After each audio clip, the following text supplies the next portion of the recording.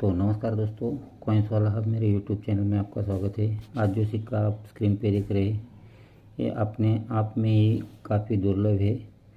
ये जो सिक्का है 5 रुपये का कॉपर निकल का सिक्का है जिसका वेट 9 ग्राम आता है और ये 1998 कलकत्ता मिंट से ढाला हुआ सिक्का है। यदि कि आप स्क्रीन पे समझ जाएंगे तो आपको दिख जाएगा कि ये टोटली 6 o'clock रोटेशन है।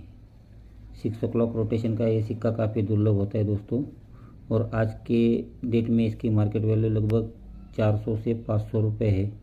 ऐसे अगर आपको 5 रुपये के कॉपर निकल के सिक्के चाहिए तो आप हमसे संपर्क कर सकते हैं कमेंट्स में, या मैं आपको मेरा नंबर दे दूंगा, वहाँ पे आप हमें व्हाट्सएप भी कर सकते हैं। देख लीजिए दोस्तों, ये सिक्का टोटली 6 o'clock रोटेशन काफ़ी दुर्लभ सिक्का है।